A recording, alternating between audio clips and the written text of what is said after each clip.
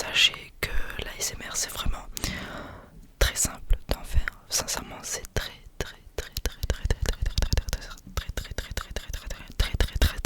simple. Un peu long, mais c'est vraiment très simple. Encore une fois, je me prétends pas être un pro de l'ASMR. Je me prétends rien du tout. Juste que j'en fais depuis quelques mois maintenant et j'ai envie de vous partager mon expérience un petit peu par rapport à ça. Chose déjà importante à l'heure actuelle dans l'ASMR, c'est d'avoir un micro. Moi perso j'ai un Blue Yeti. Je vous mettrai si vous voulez le lien du Blue Yeti en description. Moi je l'ai acheté sur Amazon. Malheureusement depuis que je l'ai acheté le prix a un petit peu augmenté je crois. Mais si vous avez pas vraiment les moyens, parce que ça tourne autour de 100 à 120 euros un Blue Yeti. Si vous avez pas forcément les moyens, je peux le comprendre, c'est quand même un gros budget. Essayez de vous renseigner sur YouTube. Je crois qu'il y a des ASMR artistes qui testent plusieurs micros. Des micros enfin beaucoup moins chers que des Blue Yeti. Moi je pense que je ferai ce genre de concept, pas maintenant, mais je ferai des vidéos tests, pas maintenant comme je l'ai dit, mais j'en ferai. Mais vous pouvez vous renseigner pour acheter des micros un petit peu moins chers que le Blue Yeti pour commencer. Ensuite même des écouteurs d'iPhone si le micro est bien, si la pièce est bien isolée, etc. Sincèrement ça peut faire le taf, sincèrement ça peut très fortement faire le taf. Chose importante également, comme je l'ai dit, il faut essayer d'enlever le plus possible les sons de sa pièce, la pièce où vous allez tourner des vidéos. Moi personnellement je tourne mes vidéos dans mon setup gaming, donc il y a mon PC là, il y a ma console là. Ce que je fais c'est que j'éteins tout, je débranche pas mais j'éteins tout. Du coup là depuis quelques temps j'éteins tout et regardez, je peux mettre la sensibilité du micro à fond et il n'y aura pas de grésillement, etc. Alors que si mon PC ou ma console est allumée, ça va faire fortement des petits bruits en fond un petit peu désagréables. Donc le mieux ouais c'est de tout éteindre. Éteignez tout ce qu'il y a autour de vous, un peu électronique on va dire. Essayez d'avoir vraiment la chambre la plus calme possible, la pièce la plus calme possible, afin que les gens entendent seulement le bruit que vous allez effectuer. Alors, pour ceux qui ne connaissent rien du tout à l'ASMR, généralement les triggers, on appelle ça des triggers, c'est les objets qui vont nous permettre de vous relaxer.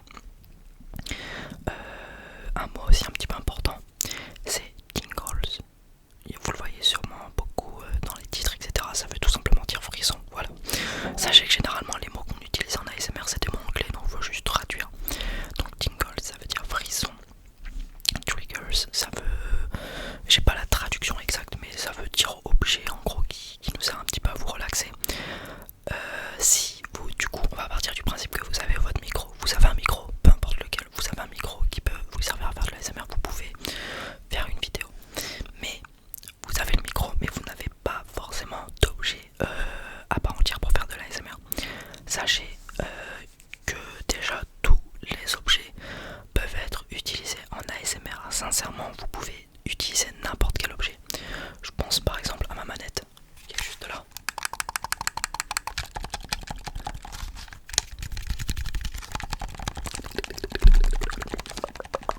Un truc très très simple. Bon après, voilà, un micro ça va être un petit peu plus compliqué. Mais on peut essayer de faire quelque chose quand même. Moi j'avoue, oh pardon, petit problème aussi, enfin perso, chez les garçons en général, nous on a pas forcément des longs ongles. Du coup c'est compliqué de faire du tapping, on a un peu moins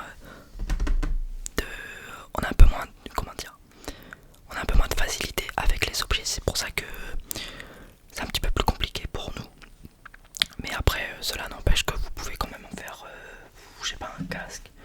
Vous avez un casque, vous pouvez faire du tapping sur un casque. Vous pouvez, en fait après ça part de votre imagination, mais vous pouvez sincèrement faire de l'ASMR avec n'importe quel objet si on est un petit peu créatif et qu'on cherche et qu'on fait le bon truc avec ces objets. Mais partons vraiment du principe que vous êtes dans une pièce avec le micro, le téléphone et vous n'avez vraiment rien. Sachez que c'est quand même possible de faire de l'ASMR avec votre micro. Vous pouvez le caresser comme ça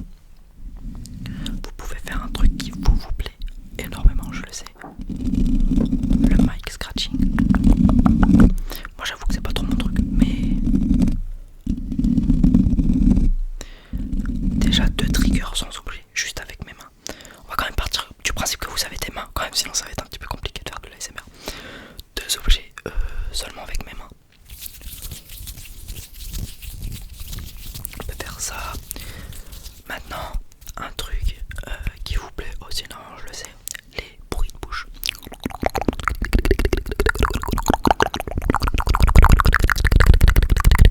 Alors, je vais pas vraiment vous expliquer comment faire des bruits de bouche parce que même moi je sais pas forcément comment je fais. Je fais juste une panoplie de bruits, de bouche quoi, tout simplement. Je sais même pas comment vous expliquer, mais j'arrive pas à vous expliquer, mais je sais pas, ça vient avec le feeling quoi. Franchement, je sais pas comment je pourrais dire ça autrement. C'est vraiment. Tu veux faire des bruits de bouche, ben fais des bruits de bouche, voilà. Sincèrement, je saurais même pas vous expliquer comment je peux faire différents bruits. On a combien de triggers sans bruit là, sans objet? Frottement. On est à 2, 3, 4, déjà 4 triggers sans objet. Partons du principe aussi que vous avez des vêtements. C'est un trigger que je vois pas beaucoup, sincèrement on voit pas beaucoup ça sur YouTube dans l'ASMR. Mais c'est tout simplement de l'ASMR avec ses vêtements.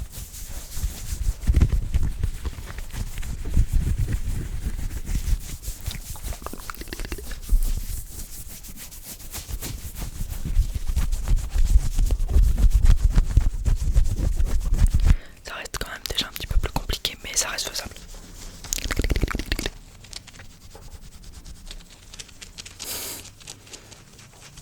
Mais voilà, c'est juste pour vous dire que faut être un petit peu créatif et je pense que pour savoir faire de l'ASMR, faut en écouter et faut s'inspirer des autres, faut s'inspirer de ce qu'on voit, des objets qu'on voit, faut s'inspirer un petit peu de tout ça. Par exemple, au fur et à mesure de voir des vidéos, vous allez avoir envie d'acheter des objets. Par exemple, une balle anti-stress. C'est un objet très très classique, une balle anti-stress. Qu'est-ce qu'on a aussi comme objet un petit peu classique? Par exemple, un truc comme ça qu'on peut avoir très facilement chez soi en soi, qui peut nous permettre de faire du tapping, mais aussi des bruits de bouche.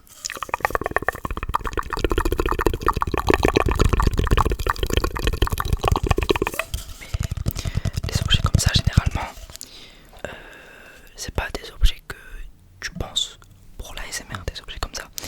C'est des vidéos c'est des objets que tu vois dans des vidéos. Ça se trouve que t'aimes ou pas le bruit. Il faut savoir aussi faire du bruit qu'on n'aime pas forcément. Par exemple, c'est vrai que moi j'en fais vraiment pas beaucoup du mic scratching. C'est pas que j'aime pas ça, c'est juste que ça me relaxe pas. Mais quand on me propose d'en faire un live ou quoi, j'en fais car le but d'un ASMR artiste c'est avant tout de relaxer les gens et pas de se relaxer moi-même. D'ailleurs, on me pose beaucoup la question, est-ce que je me relaxe moi-même? Non, je regarde pas mes vidéos et je me relaxe pas. Voilà, je passe juste à là. On me le demande beaucoup.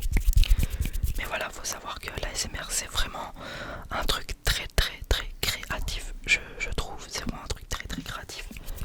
Puis au fur et à mesure, tu t'achètes des accessoires, t'achètes une petite bonnette.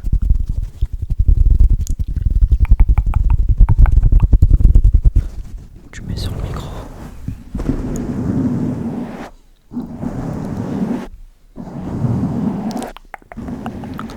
Et au fur et à mesure, en plus de cette petite bonnette, tu viens y rajouter des bruits de main, même des bruits de bouche.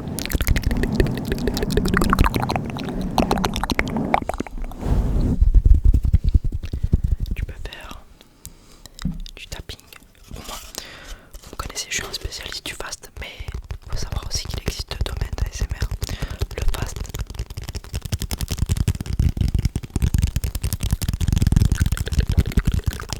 Fast qui veut dire rapide.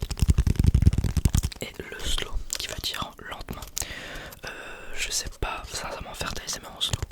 Car encore une fois, moi j'écoute plus de l'ASMR fast et du coup je m'inspire de ce que je vois, de ce que j'entends dans les vidéos que je regarde qui me servent à m'endormir et du coup inconsciemment je fais du fast parce que j'écoute que ça et c'est ce qui me relaxe le plus. Après, faut savoir aussi créer son propre style ASMR.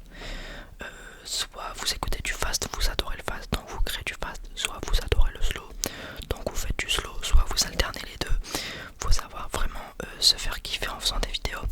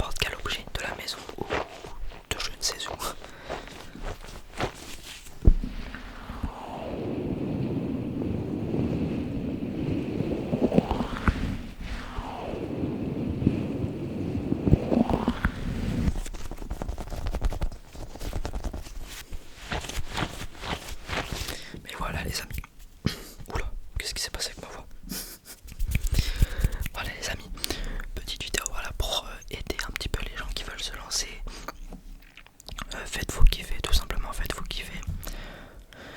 Moi j'ai pas plus à dire sincèrement, j'ai dit un petit peu ce que je voulais dire pour ceux qui veulent se lancer. Et bah voilà, sur ce je vous fais des gros bisous, j'espère que cette vidéo vous aura plu, vous aura fait kiffer, vous aura quand même un petit peu relaxé, j'ai beaucoup parlé.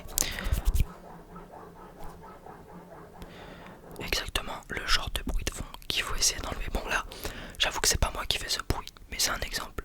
Aussi tourner à des horaires où vous savez qu'il n'y aura pas de bruit de fond, parce que là moi je tourne, il doit être 13h, donc forcément il y a du mouvement chez moi, mais c'est important